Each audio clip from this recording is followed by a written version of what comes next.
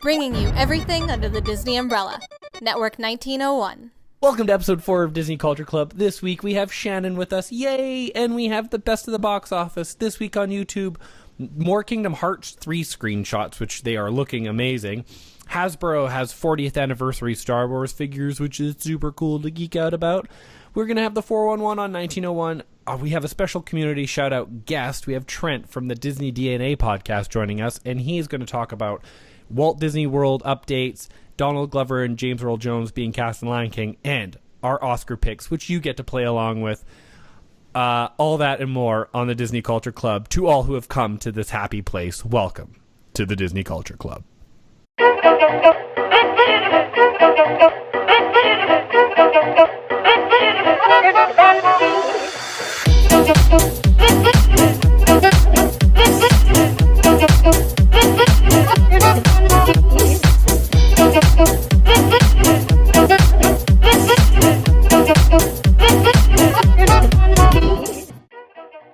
Hey Shannon, how are you? I'm good. How are you, Dale? I am good. Shannon is having similar internet issues that Josh had last week. Don't worry, one day we will have a really perfect episode of Disney Culture Club. It took Andy and I a really long time for our computers to sync up or something. I don't know what it was, but it takes time just to figure out these shows. So thanks for bearing with us, but it's great to have Shannon back on the show. That Josh guy, he's the worst. Yeah, don't tell him that we said that though. Don't tell him. Or actually, I think he listens. But so I want to get it started off right away because I really appreciate this. Someone left us a review on iTunes, and I really, really appreciate it. It's Cool Kid 890 or Cool Kid 890. I appreciate Cool Kid. You gave us 5 stars. I also appreciate that. So here I'm about to read it. One of the podcasts that most people should listen to. I've been a diehard Disney fan for a long time, but I did most of my fangirling on my own. One day, while I was browsing the web, I was introduced to this wonderful little podcast called Network 1901. I was really hesitant to listen because I didn't really know what to expect, but I fell in love with the show. I got to admit, though, that I might have really been into Explain This Book to Me since I was currently reading the same book, and I loved relating to Dale and Shannon talk about the characters. I loved the characters I loved and the ships they had. I slowly started listening to Modern Mouse Radio, which is so informative. It has brought to my attention so many things about the park that I had never really put much attention to. Also, the shows that they have are just so much fun, and all the podcasters, Dale, Shannon, Josh, Angie, and Andy, are great. They really know what they're talking about. It is really Disney-based, but honestly, it's such a great show, and they have so many topics. It could be considered almost an all-around type of show. 10 out of 10 rating from me, though. Awesome, awesome comment. So nice to say. I love that you kind of see Network 1901 as this one thing. It's kind of the first time I've seen that, so I appreciate it. That's awesome. That's a great review, and it helps other people find the show. So thank you so much, Cool Kid. I hope you can continue to fangirl with us on all of our stuff. That was a nice one. Hey, Shan. Yeah, I'm glad that you like the Lunar Chronicles. Sorry, I called you Shan. Whoa, weird. That's. Oh yeah, no, let's not do that. It's gonna happen from time to time, just off the cuff. But with that, let's get on to the box office. I'm gonna mess up on that every time, but let's get to the best of the box office, everybody. So, best of the box office, we have a bunch of stuff, but Shannon wanted to start off with number 10 for some reason, even though we don't go that low, but we're going to just go from number 10, then we're going to skip to number 5. A Cure for Wellness. Tell me about it, Shannon. You saw it, right? It was on Instagram. Yeah, I did see it. I thought it looked really, really cool. I saw a lot of the reviews were like, don't expect to sleep tonight. It's that scary. So I'm like, all right, yes, I love horror movies, but it was really just super weird and really strange, and its strangeness was hilarious, and by the end, I was just laughing, so I really enjoyed it. But it wasn't that it was scary, it was just really, really strange, and it takes a super weird turn, but I really liked it, and I do recommend it. It's fun to watch. Awesome. I do want to check it out, and I'm really excited for that. Also, Josh told me for people watching on YouTube, Josh said that he really likes my kind of how I do like Disney nerd stuff, but then I put a jacket over top of my outfit. So he's like, you should do that for the show. So I don't know, what would you call it, like Disney chic, or Disney. It's not like chic. Disney bounding. I'm not doing that. It's just I don't know. It's like fancy Disney. It's like preppy. Yeah. Disney prep, yeah. So with number 5, Disney prep. Yeah, Disney prep. That's kind of cool. I think we're onto something, Jen. I think we're onto something. If you have, I want to see other people try like the style. You've seen it on Instagram and stuff like that. If you have like a cool geek shirt or whatever, and a cool jacket look or whatever, tweet it over to us or tag us on Instagram so we can check it out. I want to see that stuff. Number 5, we have Fist Fight, which looks hilarious. Ice Cube. He used to be a hardcore rapper, and Charlie Day from It's Always Sunny in Philadelphia, and among other things like Horrible Bosses and stuff. It's about 2 teachers getting in a fist fight. What a delight. It started at number 5, $12 million. It probably didn't have a huge budget, so it's probably not bad. Yeah, do you have any interest in seeing this film, Shannon? None at all. None at all. All right, number 4, we have John Wick Chapter 2 at $16.5 million, $58 million total.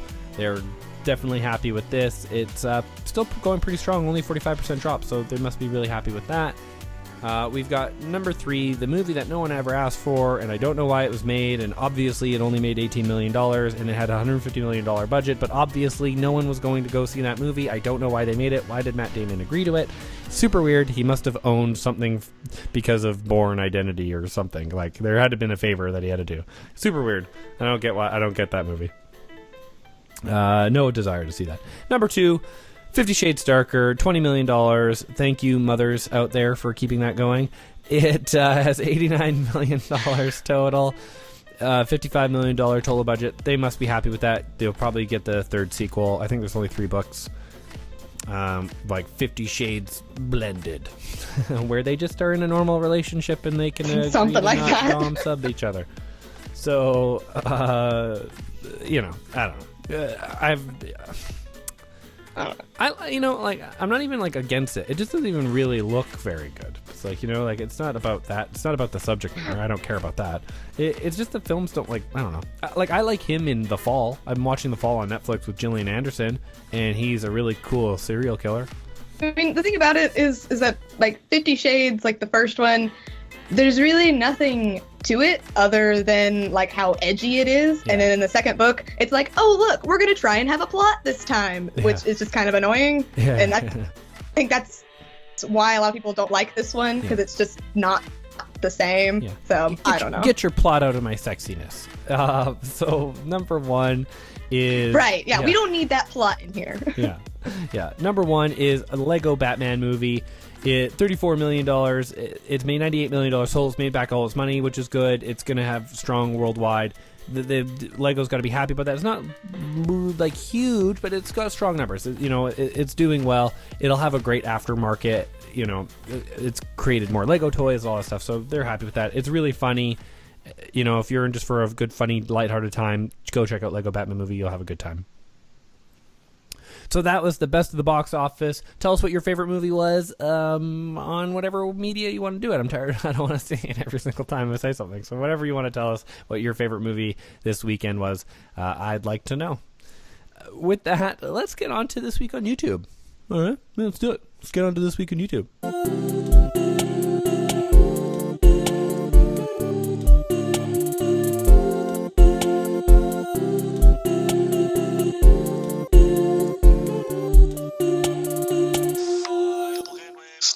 I shared this on Facebook, and I feel like I may have shared this already. I don't know, but I know I shared it on Facebook, but I don't care. Daisy Ridley getting pranked by Josh Gad with him trying to get information leaked out about Star Wars it cracks me up. There's like a follow-up episode. She doesn't even she pretends to be really stern, and then she laughs about it afterwards. It's really cute and adorable, and it's like Disney mashup mind overload. Yeah, I just watched it and I thought it was pretty funny because Josh Gad is basically like all of us. It's like, tell us, we need to know. She's just not going to give it to us. Yeah, it's super, super funny. I just really love it. And then you have one for us as well. Yeah, it's false facts about Star Wars you thought were true. And it's just a collection of things that like all these conceptions about Star Wars that have like spiraled over time that just aren't true at all, like the whole Luke, I am your father is no, I am your father, and a couple other things like that. And it's really funny because I know for me, I came into Star Wars kind of late, so I believed all of these things. I'm just like, oh my God, my world is being torn into pieces. So I thought it was pretty funny. Or like the name of the planet that the shield generator from Return of the Jedi is on. A lot of people always call it Endor, but it's not. It's not a planet. It was the forest moon of Endor. It was a moon. But Right. It orbited a gas giant. So yeah, that's awesome. I love those little facts. So check that out too. We'll put the links on YouTube for that to check out those videos. That was a great little this week on YouTube. Did you see the Kingdom Hearts 3 screenshots? Because they like the graphics are looking amazing. It's really I feel like it has an even more Disney feel to it. I think in the early days it was like more of a Final Fantasy feel. I don't know what it is about it, but I'm really digging the feel of this third one. I recommend everyone to go check out the Kingdom Hearts 3 screenshots. I'll throw it up on YouTube here, but obviously podcast listeners don't get to see that. So, but I'm just getting more and more excited for Kingdom Hearts 3. I think it's a really interesting time for Kingdom Hearts 3 because I think Disney popularity is skyrocketing right now for fandom, and 1 and 2 didn't really like they're big games, obviously huge games, and people love them, but I think you're going to get a lot of Disney fans that didn't normally play the other ones, or who are buying 1 and 2 now and playing it because it's just a kind of this Disney fandom pandemonium. So I'm really excited about that. So Hasbro is going to release these really cool 40th anniversary Star Wars figures. They are so cool. If you hear a bird chirping in the background, it's my son Dash's. He has like a budgie that it's usually at his dad's house, but his dad's away, so so it's Magnus. He's cool, but he chirps sometimes. He likes to chirp when they're singing, but it adds to the charm. yeah. So I feel like I'm at the Tiki Room. So Hasbro's 40th anniversary Star Wars figures, they are so cool. They tried to make like higher end versions of the way the toys kind of used to look.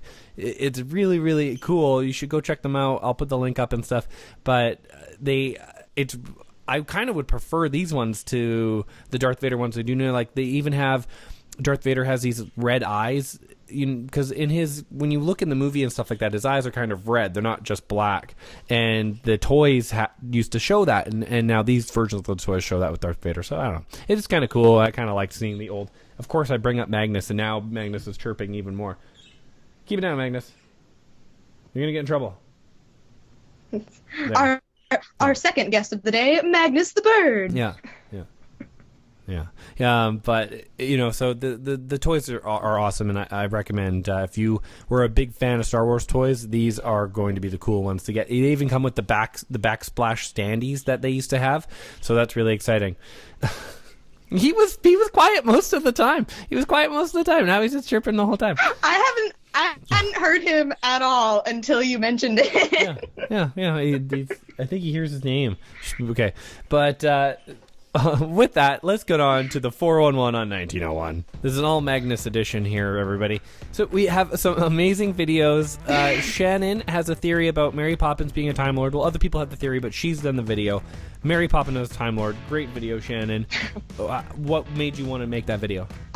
Basically, anytime I get on Pinterest, anytime I get on Tumblr, I always see a post about it, and I've so fully accepted it as canon that I forget that it isn't canon. So I'm like, this just needs to be, I'm just going to make a video about it because I love this theory and it's amazing. It's canon. It's canon to me and it should be canon to all of you. So that's why I wanted to share it. Well, I think when the next Doctor might be a woman Doctor, I think it'll even bring more credence to it. So I think that's really exciting. We also had a new episode of Discovering Star Wars. It was A New Hope. Andrew and I talked about A New Hope on the podcast. So the people are listening to it and they're really liking it. Oh my gosh, Magnus. And you're ruining my show. Magnus is ruining my show. And you should check it out on the podcast. It's great. Andrew is just getting more and more confident and funnier all the time. And then Josh has an awesome video about the history of Paradise Pier Hotel. There's actually quite a lot of history to it. I was really surprised. And he's doing these really great Disneyland-based videos every Friday. So I recommend checking those out on the YouTubes. And you know what, Shannon? We have our guest. We have our community shout out coming up. It's Trent from the Disney DNA podcast. We're gonna go talk to him. We talked to him already. Spoiler, we've already chatted with him. It was a great chat. I recommend that. I was pretending like we hadn't talked to him. I was like, why am I doing that? We talked to him. It was great. We recorded it. He's a really nice guy. You should listen to his podcast.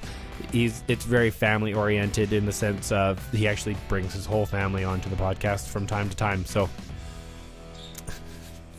check it out. Well, this is our community shout-out portion of the show, and we have a special guest for it. Shannon, I'm so excited about this. We have Trent from the Disney DNA podcast. Hello, Trent.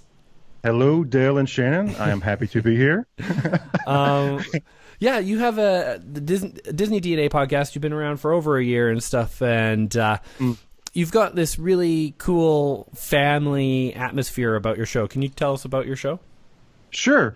Well, basically, the podcast is myself and my wife, and I have two daughters, actually, Brooklyn and Sophia, and they come on our show ever so often, and it depends on the show content, but they are a blast. They are just to see their ideas and their love for Disney. They just absolutely love it. But we are just a family-friendly podcast. We talk about everything from the parks to the resorts, movies, Marvel, but it's mostly, I'm going to say Walt Disney World, because we've never been to Disneyland yet, but it's on our bucket list. So yeah. It's just a fun show we do every Tuesday, and I mean, just a really fun family show. Well, what's happening at Disney World right now?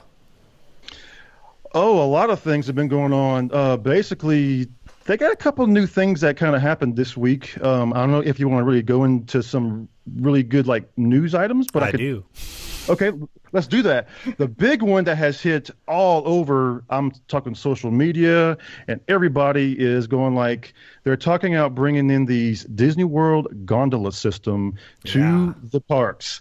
And I'm thinking to myself, all right, this is cool idea. And basically what it is, it's going to be these gondolas that will bring you to Hollywood Studios, Art of Animation, Caribbean Beach Resort, and Epcot. And kind of getting you besides using the bus system.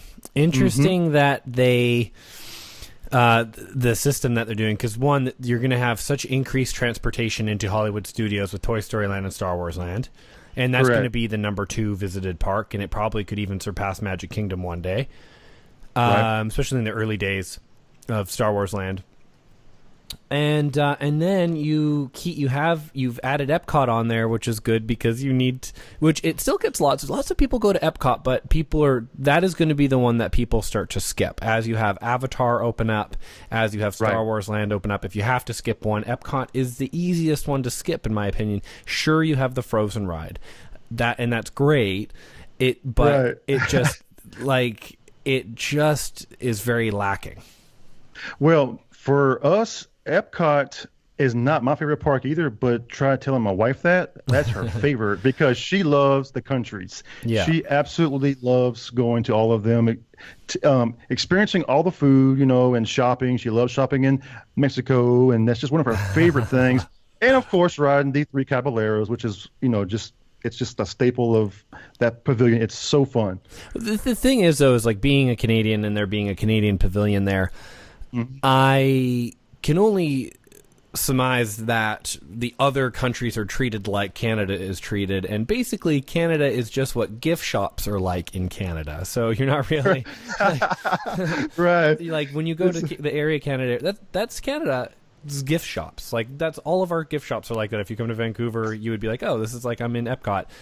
But cool. But everywhere else isn't like the gift shop. So it's really funny that I would assume that it probably goes that same way with all the other countries as well. Right. And there's another big thing I was going to tell you about is they're that kind of hidden, I guess, social media is going to be with the Caribbean beach resorts, and Coronado Springs is actually up for this big, huge expansion with these big new towers that they're going to bring into the resorts and stuff. And it's going to be like a 15-story tower with like 500 rooms. Yeah. So, huge. Ooh. Big expansion stuff. They do need to start to expand some of the middle and lower tier hotels, right? Right, because on our last trip in November, we actually stayed at Art of Animation, and basically we stayed in the very, very back in the Little Mermaid section, and it's about a 15-minute walk from that building to the main building. And I mean, by the time you get there, I mean, you're like, wow, that's a good little walk, before you even get to the bus stations. But this year's trip is for us. We're staying at the Coronado Springs. And I'm hoping that this construction doesn't really start till maybe a year or two from now, because I don't want to hear all the banging in the building, Yeah. So Disney, I'm surprised that Disney wouldn't just kind of like close down what they can close down, so they don't ruin the magic for everybody.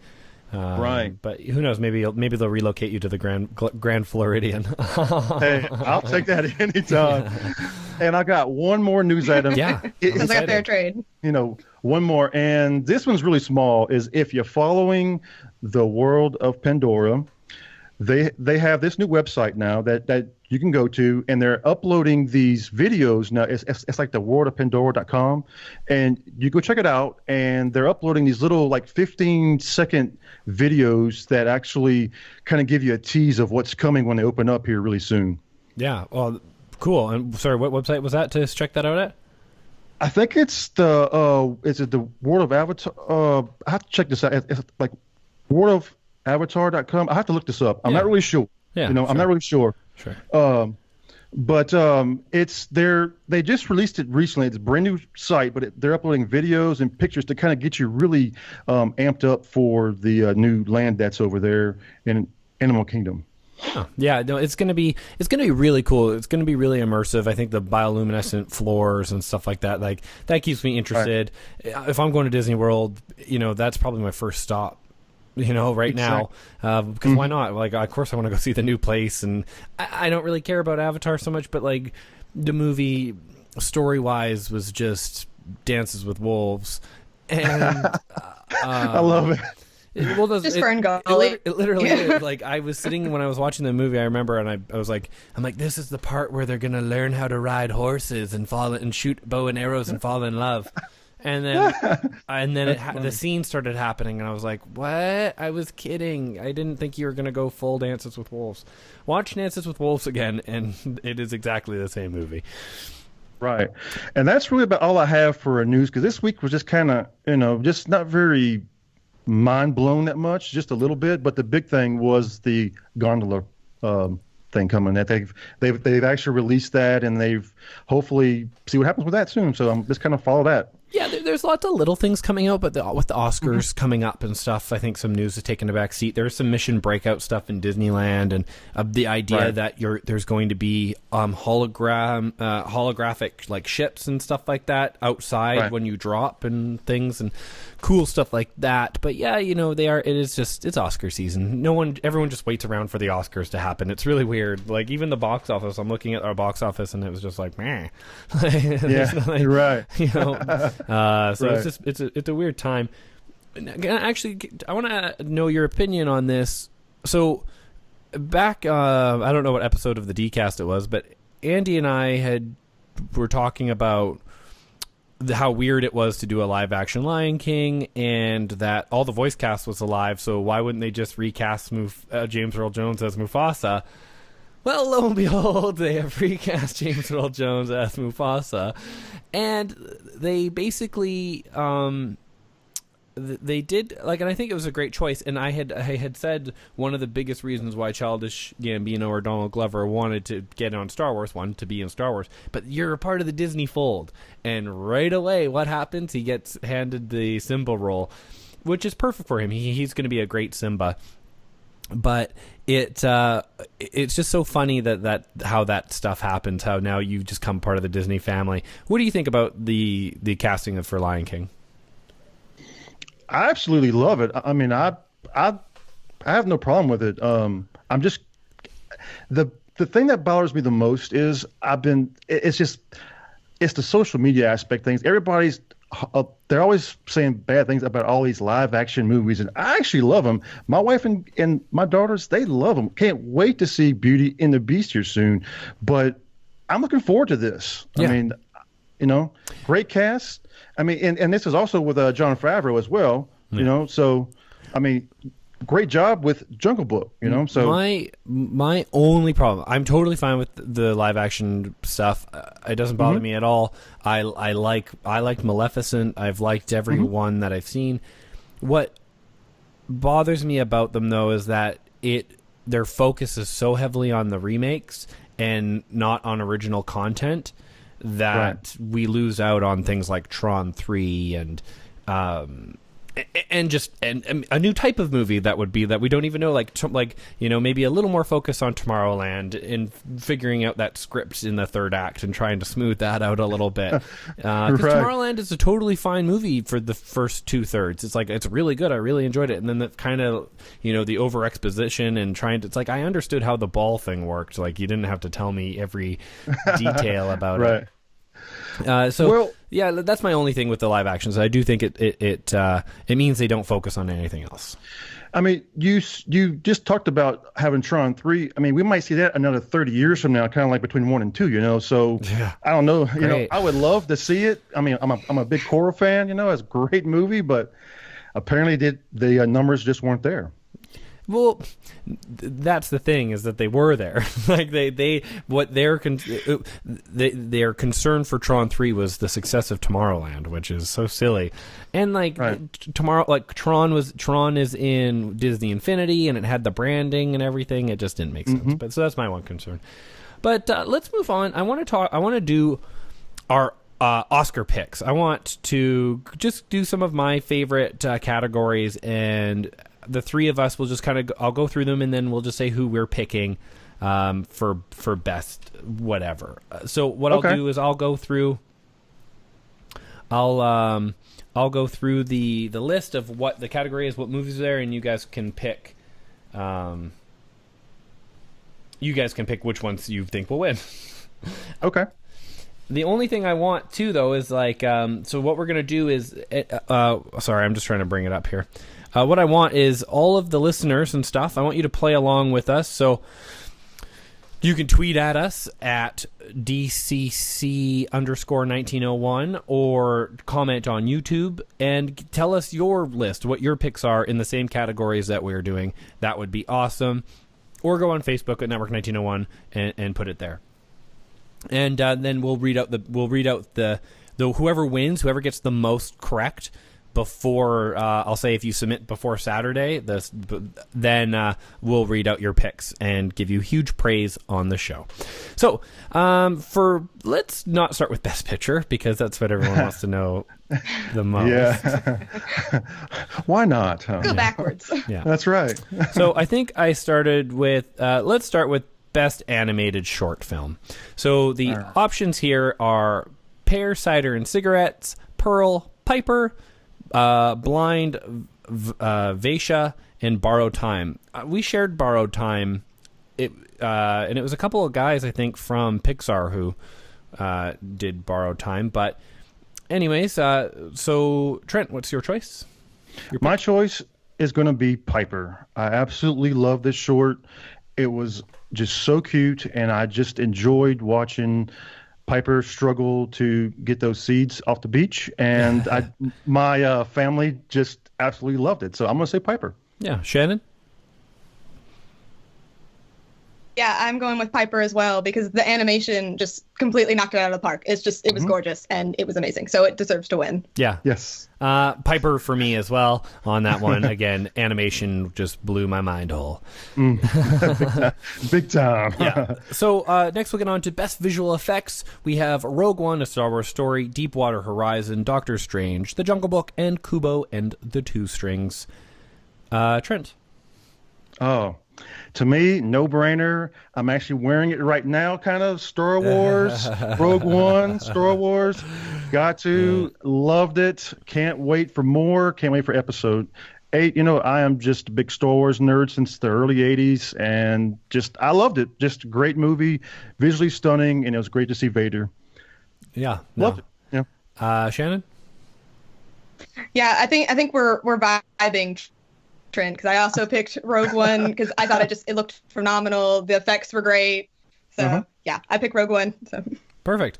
I actually picked Jungle Book. I think as a visual feat, to have Mowgli in the world that he was in was probably the biggest success there. For me, also, it was tight for Kubo and the Two Strings. The mixture of CG animation and stop animation is just, again, outstanding. But I think that they are going to have a bigger prize. So we're not doing film editing. Best cinematography. I like cinematography, so important to me in a film, and one of the best films I think that had for cinematography I always say is the Passion of the Christ, one of the best films for cinematography of all time. And I always just think about that when I think of cinematography. So on to, or like Christopher Nolan films, those are like great for cinematography. So we got best cinematography. Basically, I'll go for the movies because no one knows the cinematographers. Moonlight, Silence, Lion, La La Land, or Arrival. Trent. Boy. All right. I'm going to just go out on a limb because I think this is probably going to be one of the fan favorites. I'm going to go with La La Land because it's just a pretty cool movie. It's a musical. We don't get that too much anymore. And, it's great cast. Yeah. Shannon? Yeah, I also picked La La Land because I thought just the whole way that movie was presented was amazing. They did such a great job with it, and it totally deserves all the wins because it's amazing. I was just listening to the music a second ago because it's so great. Yeah, the visual style. I picked La La Land as well. Linus Sandgren. I picked it because too the visuals and how the visuals are laid out through the film are it's almost a character in the story, so it's part of the story itself. So I think that always kind of gets a bit of a nod for people. Best writing adapted screenplay. These best adapted is always interesting, right? Because you've got Arrival, Lion, Hidden Figures, Moonlight, and Fences. Trent? Ooh, I'm gonna go with. Let's go with Fences. All right. I just, I have nothing else to say about it, but I'm gonna say Fences. Okay. Shannon? Yeah, I also said Fences. I think you stole my list there, Trent. It must be a Southern thing. I've heard a lot of buzz around Fences. Yeah, I've heard a lot of buzz about it. Everybody says that it was adapted really well, so that's why I chose it. Yeah. I picked Hidden Figures because I don't think that they're going to quite win as many some of the awards that they probably should, and I think that that Hidden Figures will get it. That's for me. Sometimes there's politics involved in the Oscars, if you didn't know. Did I miss Best Original Screenplay? Where is it here? You didn't have that list? I do. I do. All right. Best Original Score Music. We've got La La Land, Jackie, Lion, Passengers, and Moonlight. I'm going to guess that everyone is probably going to pick La La Land. Is that correct, everybody? You guessed correctly. I'm actually going to go off on a limb, and I know that's going to probably win, but I'm going to say How Far Will I Go from Moana because I'm actually love that movie. Yeah, so that's best. This is Best Original Score Music, so that'll be Best Original Song. We'll get to that. I'm sorry. That's okay. I'm sorry.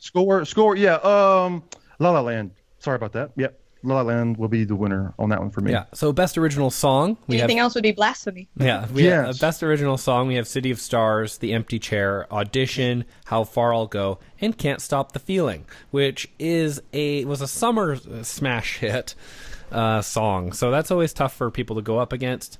But so Trent, you'll pick How Far I'll Go by Lin-Manuel Miranda, my best friend, Lin-Manuel. Mr. Hamilton himself. Yeah. Shannon?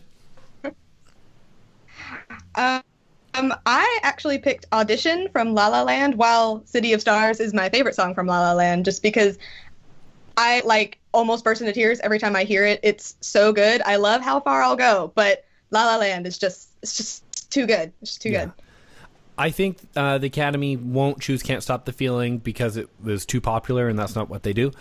I think that they pick How Far I'll Go sheerly on the fact that they want to get Lin-Manuel Miranda into the Oscar fold. And I think that so too. And it's not that he doesn't even, and the song is great, and so it's not that it doesn't deserve it. I just think that it's good. It's a great song, and there's political benefits to it as well. And then he'll be only the third person to have a PGOT, so that's pretty good. That's pretty good for him, right? Right. So let's go on to, I think I want to go to Best Original Screenplay. So we have La La Land, Hell or High Water, The Lobster, Manchester by the Sea, and 20th Century Women. Trent? I'm gonna go with Manchester by the Sea. Okay. I like that movie. It's really, really good. Nice. Shannon? I'll go with The Lobster. I heard a lot of good things about this movie. I heard it was really weird. Yeah. But I heard that it was like really, really artistic, so I'm gonna pick The Lobster. Cool. Okay. I'm going La La Land on that one. I'm just cheating. All right, let's get to it. Best animated feature film. We have Moana. We have Zootopia. We have My Life as a Cougarette. The Red Turtle, and Kubo and the Two Strings. Trent? Ooh, I am so torn with this one because I absolutely love Zootopia, and I absolutely loved and enjoyed Moana. So I'm going to have to say, let's go with the Zootopia. Great movie. Love the just everything about it, from the music, just an all-around fun movie. Yeah. And also it doesn't rely on music to further the plot like Moana. So I think sometimes, yeah. But, yeah, Shannon? Yeah, I also picked Zootopia. It totally deserves the win. It's just, to me, it's like completely perfect from start to finish. It's my new favorite movie ever. And the Two Strings will probably win, but I want it to be Zootopia. I also, so this is tough for me because people who know that I really loved Moana and I really loved Zootopia, but I ended up going with Kubo and the Two Strings being the winner because Laika has deserved an Academy Award for a really long time, and Kubo and the Two Strings is probably one of their best stories. It's just great storytelling, and it's also the story of stories. So it's I don't know, just Kubo and Two Strings was as masterful as Zootopia in a lot of ways, but Zootopia just took on some really big issues that and just did it seamlessly and so perfect. So definitely. All right, we're getting up to the big leagues now. We're gonna do what are we gonna do here? I skipped supporting actor and actress because I don't care. Nice. Best director, we've got Mel Gibson, Barry Jenkins. Mel Gibson for Hacksaw Ridge, Barry Jenkins for Moonlight, Kenneth Lonergan for Manchester by the Sea, Denis Villeneuve for Arrival, and Damien Chazelle for La La Land. Trent? I think I know who's going to win. It probably hands down is going to be the Damien Chazelle for La La Land. Just a new guy, did a phenomenal job with it. Just a great movie, and I don't see why he does not win. Okay. Shannon? Well, I would say La La Land, but I don't think that they'll give Best Director to a musical, so I picked Barry Jenkins from Moonlight. She seemed like a really cool movie. Excellent. Yeah. I actually picked Damien Chazelle for La La Land, but my reason for that is because I think it'll come later. I think there's something. I don't think that La La Land's going to win Best Picture, basically, and so I felt like they're going to give. Well, spoiler for me, Best Actor and Best Actress is going to be Emma Stone and Ryan Gosling. So I think they're going to get Best Director, Best Actress, Best Actor, but they're not going to get Best Picture, which I never understood. I've never understood that, how you can have right. the best script, the best actors and directors, but not the best film. But anyway, so Best Actress, we have Emma Stone, La La Land, Isabelle Huppert for Elle, Ruth Negga for Loving, Meryl Streep, Florence Foster Jenkins, and Natalie Portman for Jackie. All right, I'm going to pick.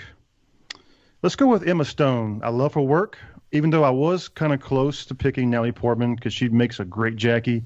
But I'm going to go Emma Stone. I've enjoyed all of her movies, and she does an incredible job in La La Land. Excellent. Shannon? Literally word for word my thinking. I almost went with Natalie Portman, but Yeah. I went with Emma Stone. Same. And as I said, I went that with Southern mind. Yeah, That's right. I went with Emma Stone as well. So move on to Best Actor.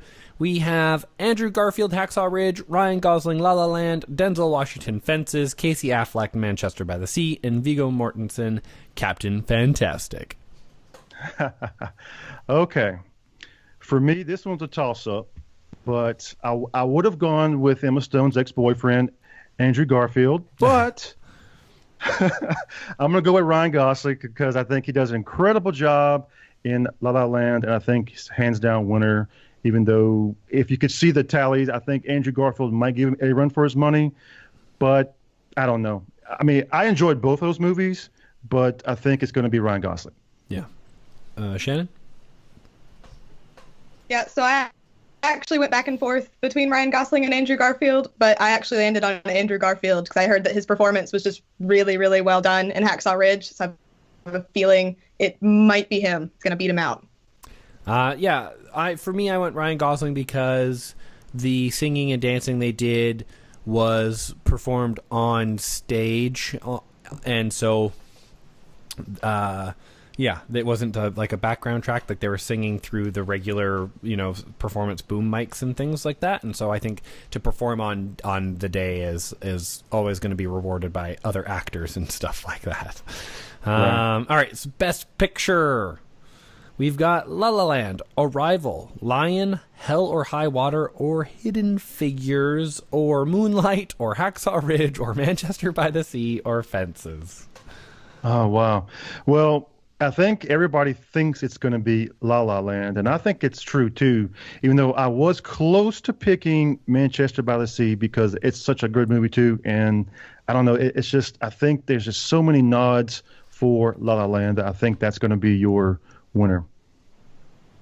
Good. Shannon? Yeah, so again, I don't think they'll pick a musical for Best Picture, and just judging by the types of movies that they tend to pick, I think it's going to be Lion. Interesting. Oh, cool. Yeah, interesting. I'm going off the charts on this one, and I'm picking Arrival. I just think that the production team, the film itself, I think the way they told the story, they really changed kind of the format of alien movies. I just think it did a lot, and I thought it was an excellent film. And that's kind of, I think that'll be the weird surprise of the night for me. That was fun. So make sure to play along with us. Put your picks down again on YouTube or tweet them at us or Facebook at Network 1901. Again, our Twitter is at DCC_1901 or at Network 1901. Trent, thank you so much for joining us. Where can people listen to Disney DNA podcast? They can check out our shows every Tuesday on iTunes, Google Play Music, and iHeartRadio. And we just got into TuneIn, so you can also check us out there. Perfect. As well. And thank you for having me because this was fun. Yeah, I had a blast. Yeah, well, that's good. I'm glad that you came on the show. Thank you so much as being our first guest of our community shout out section. So I really appreciate it. It was a lot of fun having you. It was really great talking to Trent. It was kind of fun having a guest on the show. Thank you, Shannon, for doing the show. It's been great doing this show with you. I know you're frustrated because of the issues, but it's fine. We'll get it all sorted out. It's still a fun show. We have such a different type of energy than even me and Josh, so I love having you on.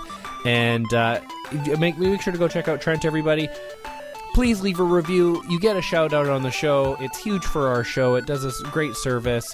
It even helps Magnus be quiet. So make sure to check us out on YouTube, Stitcher, Podbean, everywhere where we are.